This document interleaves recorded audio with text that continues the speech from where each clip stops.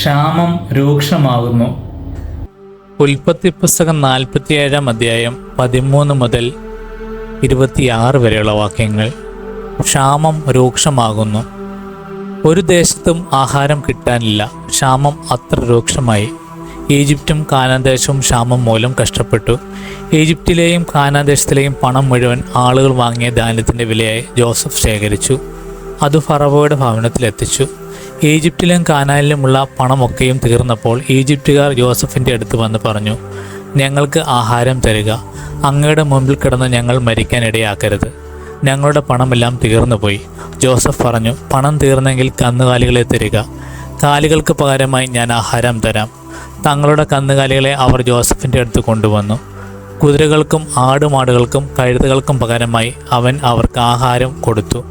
അവൻ അവരുടെ കന്നുകാലികൾക്കെല്ലാം പകരമായി അവർക്കൊരു വർഷത്തേക്ക് ആഹാരം നൽകി. അടുത്ത വർഷം അവർ ജോസഫിൻ്റെ അടുത്ത് ചെന്ന് പറഞ്ഞു, പണം തീർന്ന കാര്യം യജമാനിൽ നിന്നും ഞങ്ങൾ ഒളിച്ചു വയ്ക്കുന്നില്ല. ഞങ്ങളുടെ കന്നുകാലികളും അങ്ങയുടേതായി. ഞങ്ങളുടെ ദേഹവും നിലവുമല്ലാതെ ഞങ്ങൾക്കിനി ഒന്നും ബാക്കിയില്ലെന്ന് അങ്ങേക്ക് കാണാമല്ലോ. ഞങ്ങളും ഞങ്ങളുടെ നിലവും അങ്ങയുടെ കൺമുൻപിൽ നശിക്കാതിരിക്കാൻ ഞങ്ങളെയും നിലത്തെയും വാങ്ങി പകരം ഞങ്ങൾക്ക് ആഹാരം തരിക. ഞങ്ങളും നിലവും ഫറവോയ്ക്ക് അടിമകളായിരുന്നു കൊള്ളാം. ഞങ്ങൾ മരിച്ചു പോകാതിരിക്കാനും നിലം ശൂന്യമാക്കാതിരിക്കാനും വേണ്ടി ഞങ്ങൾക്ക് ധാന്യം നൽകുക. അതുകൊണ്ട് ജോസഫ് ഈജിപ്തിലെ നിലം മുഴുവൻ ഫറവോയ്ക്ക് വേണ്ടി വാങ്ങി. ക്ഷാമം വളരെ കഠിനമായി തീർന്നതിനാൽ ഈജിപ്തുകാർക്കെല്ലാവരും തങ്ങളുടെ നിലം വിറ്റു. അങ്ങനെ നിലമെല്ലാം ഫറവോയുടേതായി. ഈജിപ്തിൻ്റെ ഒരറ്റം മുതൽ മറ്റേ അറ്റം വരെയുള്ള സകലരും അടിമകളായി. പുരോഹിതന്മാരുടെ നിലം മാത്രം അവൻ വാങ്ങിയില്ല. പുരോഹിതന്മാർക്ക് ഉപജീവനത്തിനായി ഫറവോ ഒരു വിഹിതം നിശ്ചയിച്ചുണ്ടായിരുന്നു. അതിനാൽ അവർ തങ്ങൾക്ക് വില വിറ്റില്ല.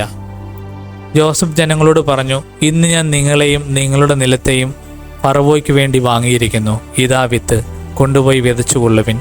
കൊയ്യുമ്പോൾ 5-1 ഫറവോയ്ക്ക് കൊടുക്കണം. 5-4 നിങ്ങളുടേതായിരിക്കും. വിത്തിനായും നിങ്ങൾക്കും വീട്ടുകാർക്കും കുഞ്ഞുങ്ങൾക്കുമുള്ള ആഹാരത്തിനായും അതെടുത്തു കൊള്ളുക. അവർ പറഞ്ഞു, അങ്ങ് ഞങ്ങളുടെ ജീവൻ രക്ഷിച്ചു. യജമാനന് ഞങ്ങളിൽ കൃപയുണ്ടാകണം. ഞങ്ങൾ ഫറവോയുടെ അടിമകളായിരുന്നു കൊള്ളാം. അങ്ങനെ ജോസഫ് ഈജിപ്തിലെ നിലത്തെ സംബന്ധിച്ച് 5-1 ഫറവോയ്ക്ക് എന്നൊരു നിയമം ഉണ്ടാക്കി. അത് ഇന്നും നിലനിൽക്കുന്നു. പുരോഹിതന്മാരുടെ നിലം മാത്രം ഫറവോയുടേതായില്ല.